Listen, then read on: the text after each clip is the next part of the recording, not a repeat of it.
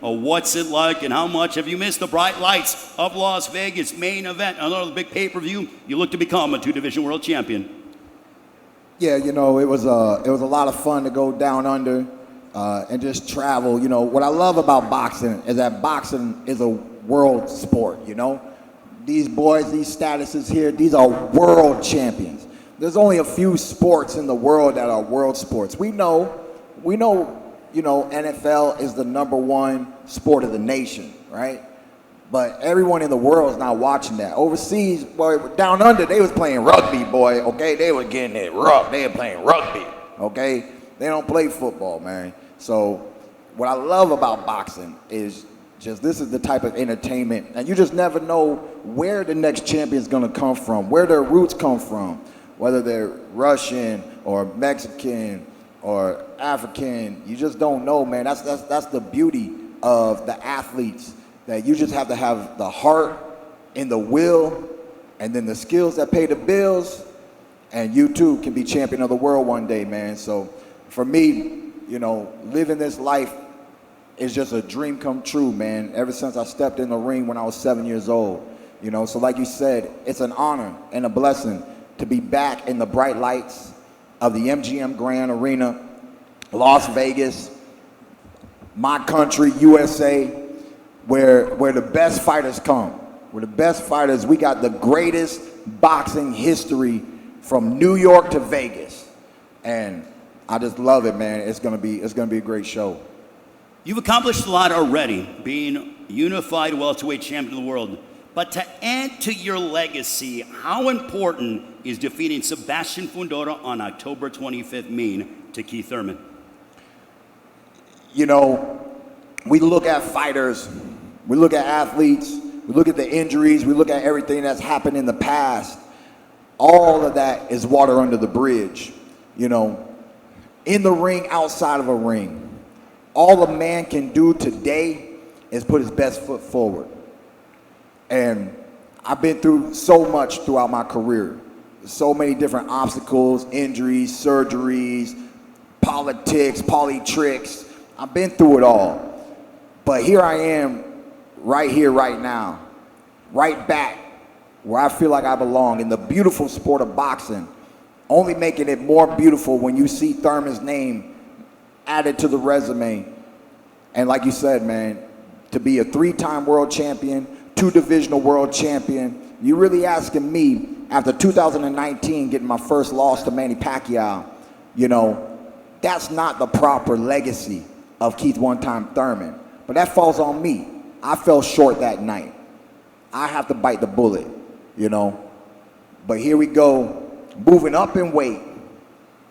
First, you got to remember, it was you. It was all of you saying Tim Tszyu is bad and Thurman's got no reason to be in there with Tszyu.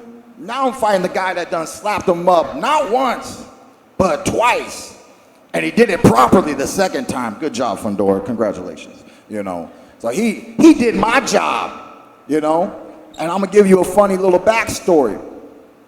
He's in position because of me. I always heard he's a good kid, but he is. Because it's the right thing to fight Keith Thurman. Not only does it feel right, not only is it gonna be a great fight, but this man got options. Let's be real. You wanna know why I had to go to Australia? Because everybody's too busy fighting everybody else, leaving your man Keith one-time Thurman on the motherfucking shelf. That's all they was doing, playing games, picking up this check, that check. Ever since I was in the amateurs, there's been no such thing as an easy Thurman fight. Oh, I'm just gonna beat Thurman. I'm just gonna roll through Thurman. You gotta really want this. You gotta want it in your legacy. And Fundora's at that stage of his career where he's getting some names, but he never got a name like this. He saw it, he heard the proposal, it sounded sweet. I'm gonna make sure it tastes bitter, but it sounds sweet. And, you know, I'm just gonna thank you, man. Thank you for taking this fight, Fundora. I salute you. Sebastian, what would it mean for you to retain your championship on October 25th and defeat someone with the credentials and the legacy like Keith Thurman? It just continues to show me that I'm doing the right thing, you know. We've been working very hard. One of the guys in the back were telling us, look how far you've gone with PBC, and everybody here, you know, now we're headlining our first pay-per-view fight as the A-side. We've done it before with Tim, but now we're the A-side, and, you know, not that those things matter, but it just, again, shows me that I'm doing the right thing. So I'm very happy, I'm very blessed, and I'm going to continue to do my job and keep winning. You've been very active. This is your third fight this year. You recently coming off of a victory over Tim Tszyu back in mid-July. Now you're back at the end of October. How good does that feel for you to be able, you fought in March, now July and October on the way. How good do you feel with that sort of wave of momentum and the activity that you have in the sport of boxing? I think that's how boxing should be done. You know, the fans want to see the fighters fight. They want to see their favorite fighters fight. You know, I'm glad that I have a team that actually puts me out there constantly and works with me, works with my schedule. I remember last year we said we want to fight at least 2 times, and my father said 3 if we can, and they gave us the 3 fights. You know, so if we're asking, we're receiving as well, and I'm very grateful. How much have you evolved and you've grown? Because I recollect you loved these inside, not that you can't do it, because you can. You mix it up on the inside. You tended to do that a lot. Now you're using your jab, staying on the outside. We're seeing different variations of Sebastian Fundora. Yeah, we're growing. We're getting older. Now I'm 27 years old. I'm a full-grown man. There's no more excuses at all. But we're in a good position, you know. So while I was learning, you know, we're taking pretty tough fights, learning on the job. And now we're getting there where we're at the top, and now we have everybody that's tough. We have all kinds of guys that are tough, but at least we learned along the way. And again, I'm just very happy to be here, very happy to be on this card. Keith, when you were up here, you used the hashtag Timber. That says to me, or maybe I'm just making an assumption, that you believe you can knock out Sebastian Fundora. Do you believe that you have the power and the ability to be able to knock out the reigning, defending WBC super welterweight champion of the world? I mean, let's keep it real, man. We don't all have to go to Harvard to know what the word timber means, baby. Come on now. All right? So, for those who know the journey of Keith one-time Thurman, it was KOs for life. And then as I continued to go up in the ranks, as I got into the championship 12-round boxing, focused on my conditioning, my athleticism, my skill set, and I lost a little bit of that killer and that dog that wants the KOs. Once again, I apologize to the fight fans, but your man is back. KOs for life. I wanted 3 fights this year, just like your man's here. But Tim Tszyu wiggled out thinking, well, Thurman just knocked out 1 Australian in our hometown. Maybe it's not so smart to face Thurman right now. And if we get the world championship by beating Fundora, we can do more. Fundora didn't let that happen. I had to stay on the sidelines over the summer to make this happen. I was looking forward to the 2 fights so that I could be back in action, and then my 3rd fight would be back in the U.S. making great things on this stage, you know. But at 36 years old, I can't play the long road. This is a beautiful opportunity to step up, and of course, I believe I could have knocked out everyone I ever fought it. The difference is, you know, you have to premeditate what you're going to execute.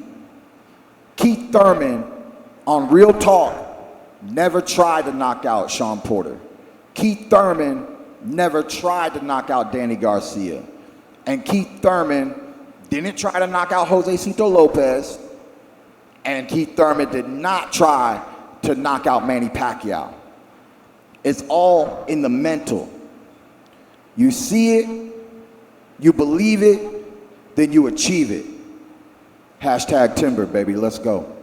Sebastian, when he says that, he feels like he can knock you out. Your response? Well, it's the sport of boxing, you know. Anything could happen in this sport, but we train very hard to win, and that's what I plan on doing on October 25th. You mentioned about when you were up here speaking about the credentials that Keith has, but almost to the fact that that's in the past. He is 36 years of age. Do you feel that now this is your time? And obviously you respect Keith, but you want to cement your status as being the best super welterweight on the planet? Absolutely, absolutely. You know, again, we work very hard for this. I do think I am the best 154 right now. So, you know, it's just to continue this reign and, you know, keep doing what I'm doing.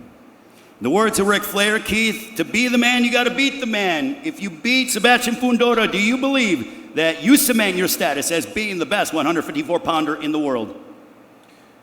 You know, I leave opinions up to you guys. But the most important thing of what you just said was reestablish status in the sport of boxing, where people aren't going to have a reason to say no to a Thurman fight. Once I get the WBC title, then they're going to say, okay, Thurman for the belt, let's go. You know, I know what it's like to be champion. I know what it's like to be at the top. And I've been waiting.